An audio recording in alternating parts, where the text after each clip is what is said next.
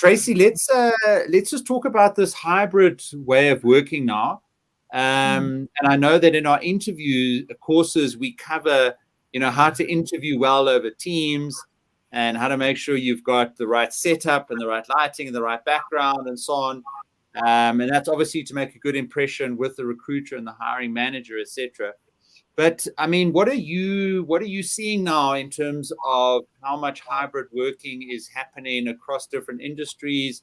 And what should people be thinking about in terms of setting themselves up from home or balancing that with going into work a couple of days per week? What are you seeing? What are your thoughts? What are your advice from a hybrid working perspective? It's been interesting to watch. I don't know if you've noticed, Pete. So originally, everyone was very averse to this. It was seen as indulgent to work from home, and how would you even sort of dare thinking you could do? And then everyone was pushed into it, and suddenly people were saying, this works quite well. I don't know. I would love to see if there were studies around whether it's affected, productivity or so on. But I know that it went a long way to, it's quite a good retention tool for your staff if you're offering them the option to kind of be at home. But now I'm noticing that companies are starting to, change their tune a little, and there's encouragement to come back to the office, etc. And I'm dying to see how it all works out. But I do think that we should, whether it's COVID or ESCOM or whatever else it is, I do think we need to assume that there are going to be days that we have to work from home.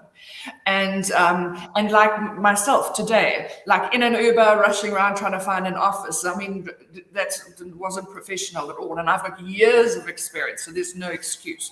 So I think it's really good. You're not going to be stressed if you know there's a certain area in your room where you can put up your desk, where there's a blank, unlike mine, a blank wall behind you. You've got a nice desk, you've got internet, all of these obvious things.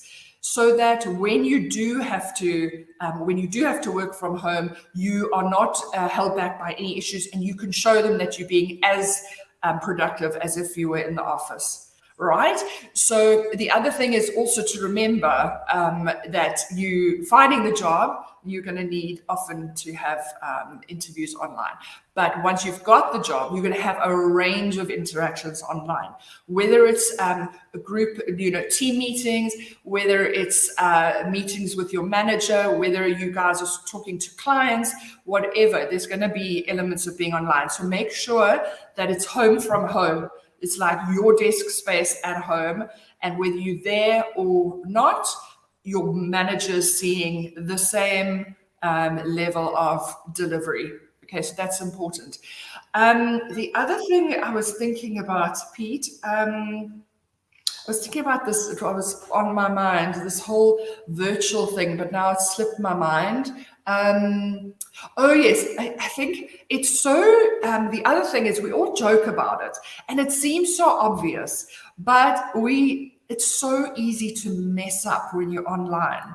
And little things like somebody walking in, I was on a call last night with 8 people around the world, and then my child had their hand through the door waving a 10 Rand note. And it's like, little things, we laugh about it now, but when you're a grad trying to make a good impression, or especially as a young person, you want to make sure that kind of thing doesn't happen. You also want to make sure things like, we joke about wearing a suit at the top and whatever, but suddenly something happens, you have to jump up and grab something, and you're wearing slippers. But those things all go without saying. It's just easier to mess up. So just bear that in mind and think. It's like everything, it's recorded for the rest of your life. It's like emails are there forever. If you mess up, you're not going to run away from it easily. Yeah, Tracy, I think absolutely. Let's aim for that professionalism. But again, if something does go wrong, just apologize, right? I guess, I mean, people are also only human. And we've also seen, interviews on live television on BBC where the little kids have walked in around the back and, they've managed to make a joke out of it, etc., I suppose. But 100% to your point. And I mean, we have a whole communications course on how to communicate effectively in online meetings, in WhatsApp groups, on social media, on email, and in this entire new way of working that hybrid and COVID and lockdowns have accelerated, but I think to some degree was always there, and we all knew of people that were working from home or had to work at home in the afternoons, etc. But because the critical mass has shifted, I think it's now become a lot more the norm and created a lot more options than it was the exception previous to COVID.